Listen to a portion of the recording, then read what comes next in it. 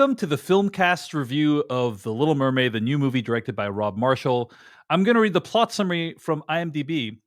A young mermaid makes a deal with a sea witch to trade her beautiful voice for human legs so she can discover the world above water and impress a prince. Now, end quote. Now, I'm going to start by saying, typically we have a spoiler section for our reviews. This movie, The Little Mermaid, is obviously based off of a classic animated film. Everyone knows the plot of that movie, or most people do. So we will not have a spoiler section. You should assume that this entire review will contain spoilers for The Little Mermaid, and that includes differences between the movie and the original animated film. So it's full spoilers right from the jump. Now, I'm going to kick this off by saying that I have disliked, if not outright hated, virtually every single one of these Disney remakes, like live action remakes. Jungle Book was okay. I think Jungle Book was the more successful one, but yeah. It's not that I have found them completely devoid of any artistic merit whatsoever. And oftentimes the things that they spawn, like derivative works, like Beyonce's work for The Lion King, like stuff that comes out of it is very valuable and worthwhile. But I find them to be mostly intellectually and artistically bankrupt. Often just recreating stuff from before, but in a shittier fashion. And I was going into this movie expecting to outright hate it, but to be impressed by Halle Bailey playing Ariel, and in fact I was. But I have to say, this is actually my favorite one out of all the remakes. Like, really? I actually really like The Little Mermaid, and the biggest reason that I liked it is because there's actually a take. Like, it is actually, this movie, in my opinion, justifies itself as being a remake because it actually adds substantially to the original story in ways that are not always successful, but are at the very least interesting. So I'm going to start off by saying I thought Halle Bailey was amazing. She's like worth seeing this movie for her alone. But overall, I actually thought this was not terrible. And therefore, if you're looking for a decent remake of The Little Mermaid, I actually think you're well served by going to see this in theaters. Devindra Hardawar, I'm curious, what did you think of The Little Mermaid? Yeah. Before you go, how would you describe the take? Specifically,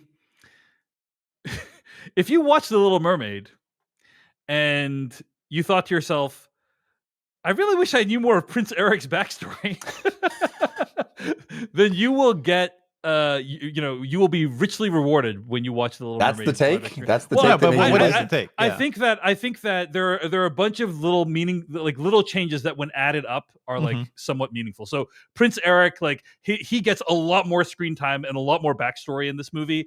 But also, like, his goals are made much more clear. Like, there's this kind of fairly anodyne, generic idea of like, I want our people, this country, to explore more, to be out there, to be open-minded to people.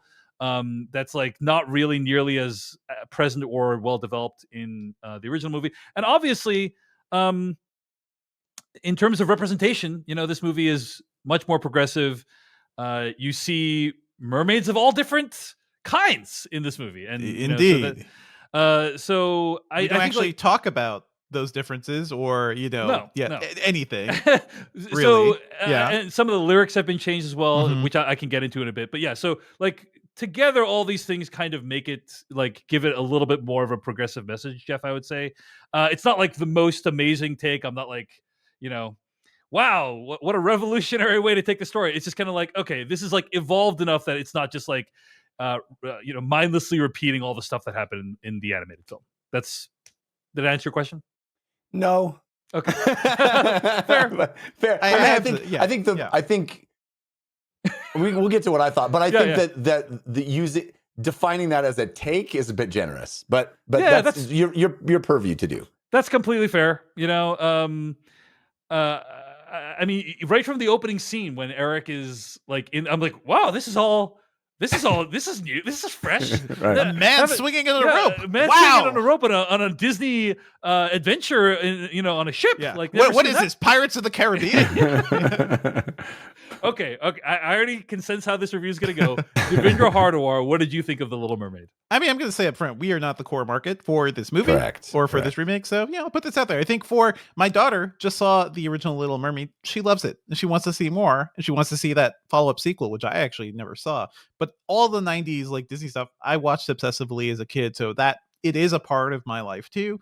I think kids will enjoy this movie. I think it's perfectly serviceable, except for the fact that it is way too long. It is 45 minutes longer than the original. It has no justification. It is so much longer than the original. I was just like, all that Eric. That's where all the Eric stuff went. All the Eric stuff. Yeah.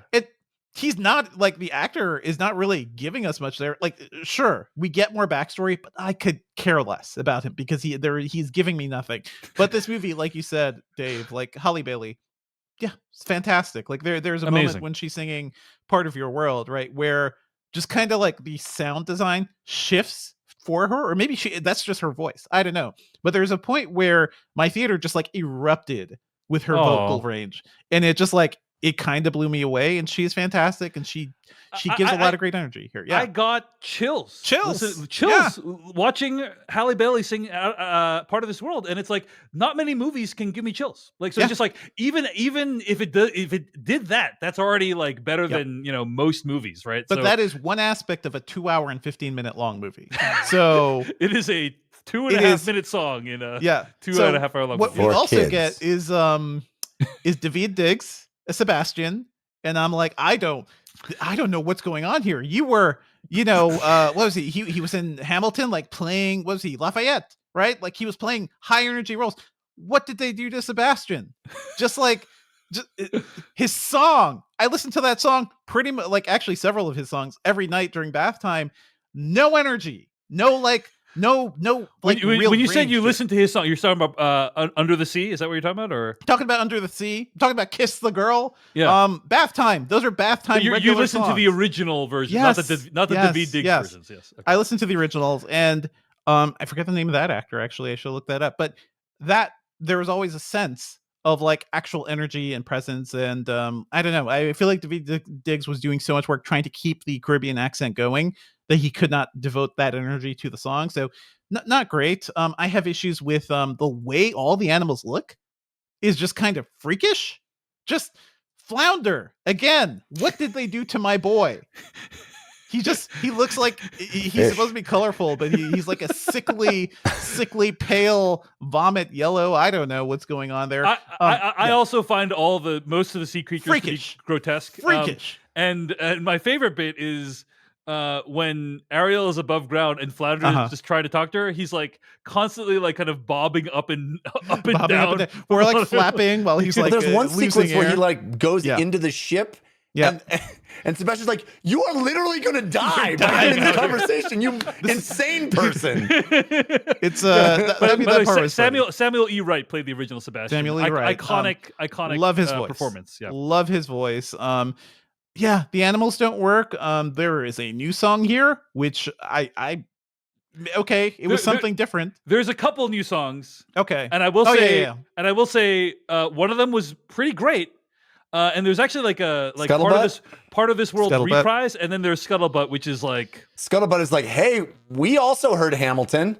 I mean, Lin-Manuel Miranda worked. like wrote the music. Yep. So. Yeah, you wrote that. You can certainly tell. We meaning the filmmakers are saying. Yes. Yes. I think this movie looks ghastly, like just awful at the beginning too. And this is the people are getting a lot of complaints or complaining about the early footage and the trailers because like there's no color to the underwater stuff. It's just all like very modern lighting and everything. And I was worried the entire movie was going to be like that. And it's not. They do add some color later on. There's a scene like in a town full of color. Oh my God, I thought this movie was afraid of color. But no, once you get under the sea, no color. Like nothing really going on. So I think that's actually like kind of intentional, right? I'm sure. But you're right that in the animated film, under the sea and like above the ground, they look the same. In the movie, Under the Sea looks really dark and crappy. I'm sure that's more realistic. I also don't give a shit. Give me the color. I want to see my animals. I want to see all the colors of Under the Sea. Here's what I'm going to say. I'm going to just defend this one, and then I will not bring this up again. Is the clips of this movie being posted online have been completely roasted because they look so terrible. I will say it looks better on a movie screen than on a computer screen because the computer screen on the computer screen looks so dark. But in a movie screen, it's the brightest thing in the room. Assuming you get good projection and everything. But even then, like the iconic like Little Mermaid moment with Ariel on the rock, like in the waves behind her, looks like garbage. It looks not like great. Not great compared to like the lush color that lives in our memories that we've watched 1,000 times from the 90s. So I think this movie looks awful. I think most of the other cast, like Prince Eric, okay, he has more stuff to do. Except the guy is just like a big nothing burger. And it's really all Halle Bailey like trying to like give some energy to that relationship. It's too long. I guess I liked Javier Bardem. He's kind of fun and regal, but even then, like they didn't really do much with him, which is the thing. So Halle Bailey's great. Isn't she great? She's so great. I feel like I will enjoy watching the music videos to this thing, but I never want to see this movie again. Jeff Kanata, so curious what you thought of The Little Mermaid. Well, Dave, I guess you could say what I thought of The Little Mermaid 2023 is best summed up in the form of a limerick. The visual effects are strong, but the movie feels much too long. Even under the sea, it will always be just an overpriced cover song. Ooh. Okay. It's hard to review these, man. I feel like in a certain respect, I could review this movie without seeing it. Because exactly what I expected is what it was. And I will say it is a lavish, at times dazzling, at times fun, entirely disposable product that doesn't exist but for the fact that it's a cover of something else. And I've said this before, I think when we reviewed these other ones, this does not happen. This movie doesn't have any autonomy. It doesn't exist independent of its predecessor. I kept thinking like, I'll go to a play and see somebody else do Hamlet. Right. I'll go see a David Mamet play I've seen 50 times. I'll go see American Buffalo and just see how the new actors handle it. I love that experience. We watched West Side Story and we're like, how is Steven Spielberg going to do West Side Story? Right? Great experience. Yes. That's not the experience of these movies for me. Even though, as I will agree with you guys and heap praise on Halle Bailey, who is fantastic, and her covers of these songs have a spirit and an identity that are hers. And I love that for them. Like, I love them for that, excuse me. Because I think she does a beautiful job with them. And I think, seeing her rendition of it is interesting. But the movie itself, there is no universe where somebody's setting out to make this movie for the first time without having ever made the animated version would make this. It wouldn't happen. You would not have photorealistic animals talking in this movie because it makes no sense whatsoever. It doesn't, there's no explanation for that. Like, I wanted there to be a scene at the end where Ariel's like, we are going to meld our peoples and you will learn about merfolk and surface folk and we will move forward. Also, there's talking animals. You should be aware of that too. All animals actually talk. Yeah. But even weirder than that, I think in the context of this movie, the animals don't talk because there's one moment. I know what you're talking about. Yes, where the bird Scuttle is talking away, and the 1 second of the movie cuts to her just going quack quack quack quack, and I was like, what? I know. Is the movie communicating to me the fact that only Ariel hears them talking? I think mer people can speak. Only mer people can understand the animals. That was my interpretation of that. Yeah, right. That's bonkers. That makes it weirder, right? Why does it make it weirder, Jeff? Because now they're basically part animal. Is the thing? Yeah, they're part animal. Yeah. Okay. All right. So all animals can talk to each other. It's very simple, Jeff. And sing.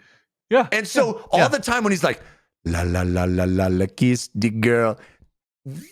There's no community. He's literally like, no. Yeah. That's why Prince Eric did not get the message throughout the entire song. Everyone shouted "kiss the girl." I don't know. He Spoiler alert, Jeff. He did not successfully kiss the girl in the scene. He tried a bunch of times. Dude, none of it. This movie wouldn't be made like this. I agree. If it was a live action adaptation of the Hans Christian Andersen tale. Sea animals are some of the least facially expressive creatures in the world. Yes. They made a realistic crab, and those things look freakish. It makes no sense to make those. No sense. And I wish they had the gut. I mean, obviously, see what they're doing is creating a fan service movie to a better movie, which it makes no sense to me. Other than they make shit tons of money, so I guess that makes sense. Do you want to make $1 billion, Jeff? But I think they want to make $1 billion. But the bold take on this would have been literally figure out ways to do it without any talking animals. Literally make the story about a mermaid and a man falling in love, and figure out ways to do it without talking anthropomorphized sea creatures. That would have been cool. That would have been a take. Yeah, that wouldn't have been Disney though. Is the thing. I see. All they want to do is rebuild their things. I feel the same way about this movie as I kind of feel about the Mario movie. Where I like the Mario movie more, but this is completely safe in all the ways you exactly expect from a Disney movie. Even with it's amazing to have a black Ariel. It's amazing to see more people of color. This movie does not engage with any of those ideas at all. Prince Eric's adopted mother is also black. We're not talking about it. There's an Asian boy. There was an Asian boy mermaid. Yes, at the end, which made me kind of lose my mind because I'm like, I don't think I've ever seen an Asian mermaid before. I mean, I don't know. I guess I'm from an era where that's cool. That's cool. You don't have to talk about it. It's normal. Well, it's normal. It's a normal thing. It's normal to have things that look, people that are all multicultural just be part of the story. That if you can normalize it in a certain way, but I also feel like it is, to me, it reads as doing the least amount of effort possible. And what happens too is Halle Bailey was basically left out to dry because people have just been attacking her because she's Ariel. If you go look at the IMDb ratings of this movie, people have been downvoting this movie to hell because they didn't want to see a black Ariel. And this movie doesn't awful, actually, obviously. It sucks. But I do feel like these companies tend to trot out these characters like this and be like, hey, diversity. Look at this scene at the end. Yeah. Diversity. I think the communication is to children. Look, this is the world, how the world looks. Yes, and sure, this is everything is, there's no reason to point at it because why would we point at it? There's a lot of great writing from writers I enjoy, like Candace Frederick. I believe she's at Huffington Post, and Angelica Jade Bastian. They all point out this doesn't seem like it's enough. I do want to live in the world where you don't have to talk about it. It can be just so it can be accepted, but also they don't even talk about the accepting of that fact. That's my main thing. Well, because movies like this basically take place in a post-racial world. Right. Race is not commented on explicitly at any point in this in this movie. To the extent that it is, the metaphor is that people someone of a different species is there's something bold to the idea that he's maybe you shouldn't hate other people. Yeah, maybe you should hate other people that look different. That's the full extent. But that is the ultimate of the take, and I'm like, yes, thank you, Disney. But it's not. But it's kind of it's fairly toothless in my opinion as a take as a message. In my opinion, because they do so little to comment on it. And also, it's noted in the story that Eric is adopted, and he has a black mom, and that's never commented on. It's just kind his of caretaker is an older Indian man who I think he's the prime minister, but he's in a relationship with the mom. I'm very confused about that, but I don't think so. Or they just working together. Well, they kind of at the end they kind of got together a little bit. They kind of got together. I was thinking about how this idea of Eric and Ariel getting together at the end in some ways mirrors kind of what happened in the real world. Excuse me, what happened in the real world with Meghan Markle and Prince Harry, but the obviously big difference, and she experienced a lot of racism coming into this long entrenched institution. But obviously the big difference is in this movie, Eric's mom is black and part of the power structure. So it's just, I just don't think the movie really comments on it at all. And there's advantages and disadvantages to that approach, right? Advantages and disadvantages of the post-racial approach to these kinds. There's a lot of things you don't talk about, like, oh, this is a movie with like a royal kingdom in the Caribbean, I guess, like with a black leader, except unnamed Caribbean islands, Caribbean, except the entire history of the Caribbean is one that is like it exists because of slavery and because of like all the colonial power structures too. So it's it's better if we don't talk about that. Yeah, it's better if we don't talk about that. So they just have a fantasy. Exactly. I don't think this is a part of Earth. But you know what I mean. Well, the thing that the part, yes, you're right. It's not a part of Earth. It's kind of this fantasy world. But the thing that really kind of felt weird to me was when Ariel transforms back into a mermaid at the wedding, and that was like a legitimately awesome scene. I thought, like, because it's heartbreaking that the kiss doesn't happen, but then also the woman who plays like different Ursula, she just starts like screaming maniacally. She turns into a horror movie character. It's like a horror movie, and I was like, holy shit, this is frightening. Yep. There's a lot of the movie that's frightening, in my opinion. I thought a lot of it is very intense for Kaiju Ursula. Yeah, Kaiju Ursula. We even talked about Melissa McCarthy, who I thought was great. I thought she's awesome. So great. Like, really she's kind of really great. She's kind of channeling Bette Midler a bit, and in an awesome way. And I don't know. I thought every time she was on screen, I was like, oh, she's having a blast. The way they animated her was awesome. I thought it was really cool. She had a good look and like good comedic timing, but I feel like the songs again didn't quite live up to what we had. Like, you can't give me something less, because then it does just feel like a cover. All the songs felt like covers except for what Halle Bailey was doing. Like, felt like she was doing more. Yeah. Well, on the topic of the songs, there have been some significant changes to the songs. And I just think it's hard to have a progressive movie where the protagonist doesn't speak for half the movie. You know what I'm saying? Like, the protagonist is a woman that doesn't speak for half the movie. That's always been the hard part about watching Little Mermaid. But the original Kiss the Girl song is a little bit rapey. The lyrics go, "It don't take a word, not a single word. Go on and kiss the girl." That's the original lyrics. But they wanted to change it so that it takes a lot of words and it may be a contract. Kiss the girl. I mean, I think I take the idea of consent extremely seriously, and so like I think that I'm glad that they do it. But it's also just weird because she can't speak during the whole time. So I'm not saying the changes are not better, but it's just odd because I think the way Ariel acts in this movie is more like self-possessed. Like, she knows what she wants. She is doing things like I like that the horse carriage ride where she's just like, oh, I want to have fun. I want to do this. And she's like going on adventure and being a little reckless and stuff. But she has more of a personality than cartoon Ariel did, I think, and more of an idea of what she wants. It's not just about her pining after a guy. Exactly. By the way, the new words are "use your words, boy, and ask her." That's what it says in the new song. So it fit in really nicely. Yeah. But there were some great scenes of Ariel. Like, I think in this movie versus the animated film, it's a lot more about Ariel being into the human world as opposed to just loves this dude, right? And I actually really love that scene where she goes into like Eric's room and there's all this shit everywhere.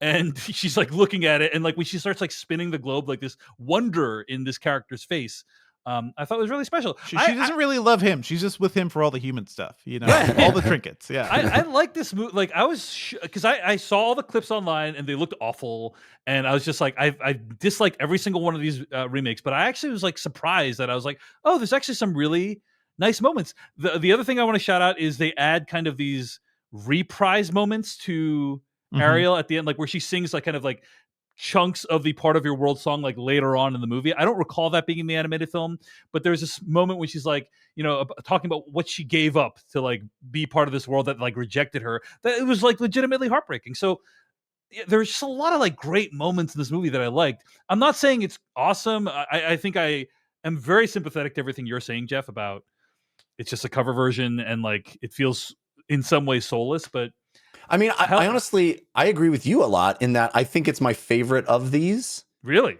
Yeah, absolutely. And a lot of that is Halle Bailey and just like how much fun it is to watch a human person knock these songs out of the park and like, And I think the visual effects, I was just marveling at the fact that we can make we can make Little Mermaid with photorealism. The mermaids look good. Like I actually think like they got, first of all, like the hair, everyone has like, in my opinion, very photorealistic looking hair that like floats in water, and I'm sure it took like hundreds of hours of animation to get all the hair right.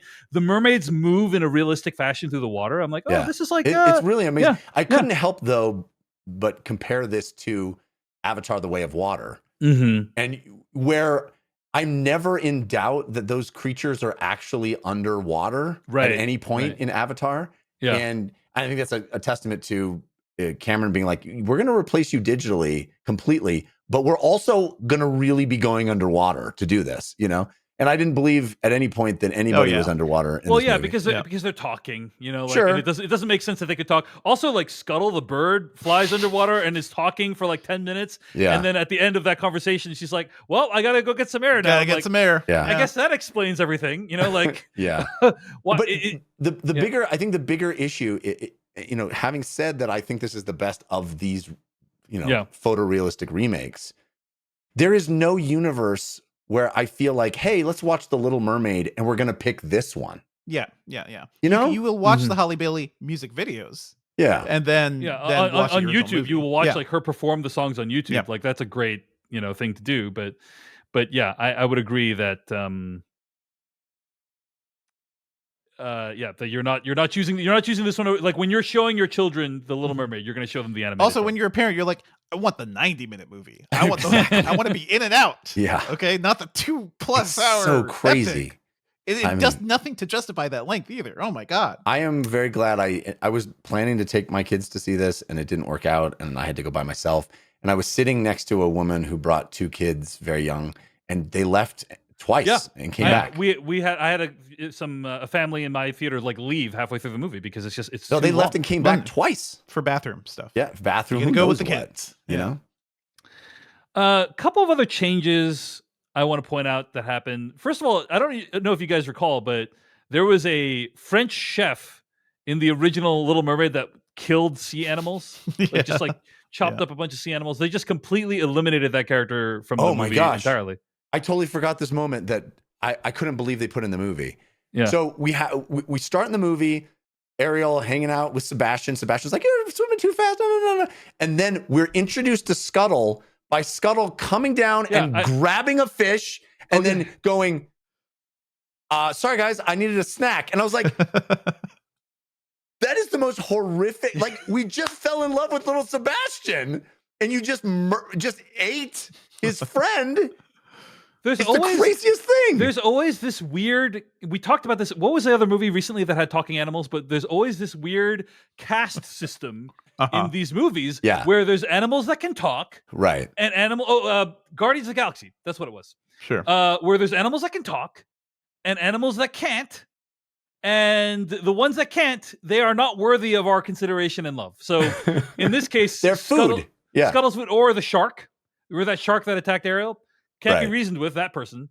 That shark can't be reasoned with. I would buy that sharks are like a vicious animal in this context. Like they're just mean and predatory.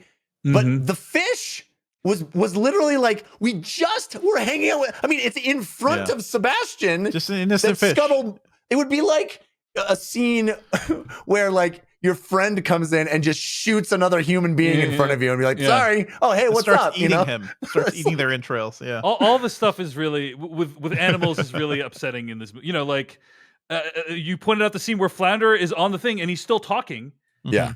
Flounder's on the boat. At one point, Flounder gets onto a ship and he's still talking. And it's like, but he's like doing the flappy up and down motion. It's like, Flounder, are you freaking choking for air? Right? Are you choking? And Sebastian says, we got to get you back in the water. And or else you're gonna. But Flounder doesn't even seem like he understands anything is wrong.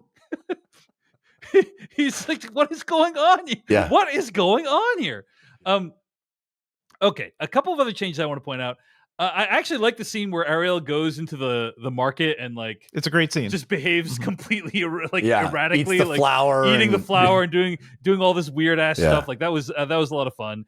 The amnesia was a new thing. I thought there was like such a half baked element of the plot was like you can't remember that you need to kiss him. Yeah, in the movie, she has amnesia, but that's not true in the animated film. I think that kind of fills a plot hole because otherwise, right? Because why doesn't she just go up and kiss? Why she do it? Well, I thought that's just it has to be from true love. You can't just smack somebody on the lips. You know? Exactly. So it's just like, but they almost like half-heartedly introduced it. They're like, oh, I guess you don't remember me. It's like, what? Like, why are you introducing this plot thread at this point?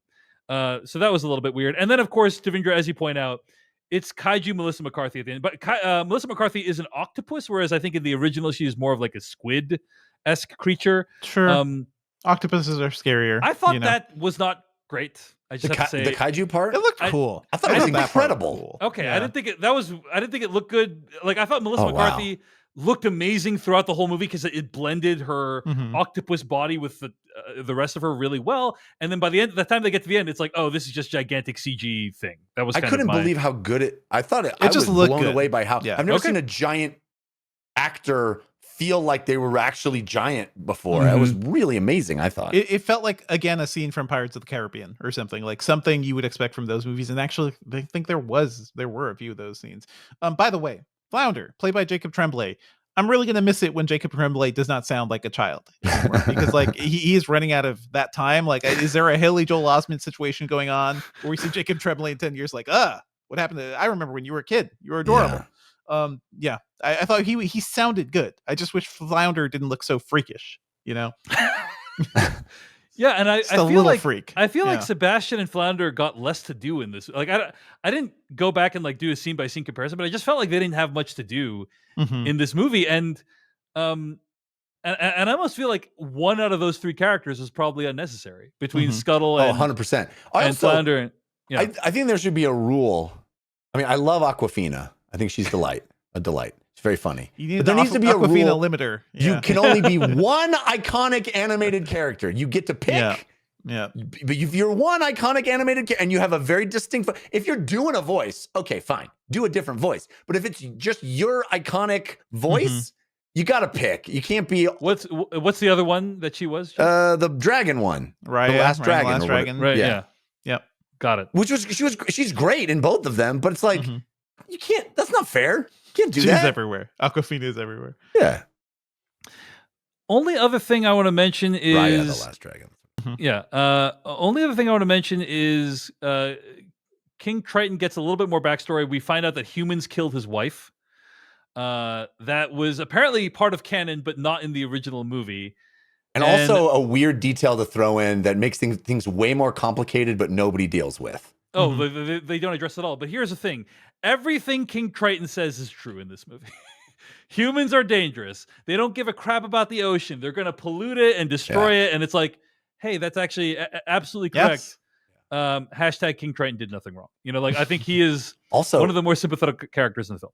His death is pretty horrific for little kids. Like he gets straight up killed, and then they bring him back. But it's like, that is a pretty rough looking death. He's like starts like wasting away, like almost desiccated. You know, yeah. So anyway, it sounds like this is one of your favorite ones. Devindra, it sounds like you like Jungle Book at least more than this one. I like Jungle Book more. But Halle Bailey, good stuff. Yeah, she's great. So I am as surprised as you guys. I went into this movie expecting I would like take a bat to this movie and not think it was anything worthwhile, but it's like, hey, they tried. What does Disney do though? They did some stuff. Once they are done remaking all of the iconic 90s stuff, like what do? Come up with something new? They're going to go back into they're going to find the Disney animated equivalent of the Eternals, and like put that out there. Yeah, they're going to do Emperor's New Groove live action. Yeah. I mean, that movie deserves a reckoning. There already is a Lilo and Stitch kind of in the works. And so, so there's a lot of... That's true. That is happening. I think we're not going to run out for a while. Is my sense, Devindra. No, it's pretty. We're getting there though. Like, what is left from the 90s? They did Aladdin. They did Lion King. There's got to be the Aristocats. They did Beauty and the Beast. The Aristocats. That's much older. Yeah, that is much older. But I'm talking peak 90s era Disney. We're running out. Yeah. Yeah, It's they're true. going to make their billions, and it's going to be what, like Harry Potter turning into a super long series at some point for something. One of these stories, I don't know. They don't own Harry Potter. No, I'm saying like bringing back Harry Potter now as a super long HBO series. It will be the equivalent of that. There's going to be a Little Mermaid like TV show on Disney Plus, perhaps. Something. We'll see. Yeah. But anyway, well, at the end of the day, despite everything that some of us may have said, it's really impressive that Rob Marshall made a movie. Thank you so much for watching this video of the Filmcast. Check out these other videos that we have available, and be sure to hit like, subscribe, and hit that bell icon to get other videos from us in the future. You can also go to thefilmcast.com to catch all of our audio podcast versions of all of our episodes. And support this podcast at patreon.com/filmpodcast, where you can sign up for ad-free episodes and exclusive After Darks. Thanks so much to everyone who makes the Filmcast possible.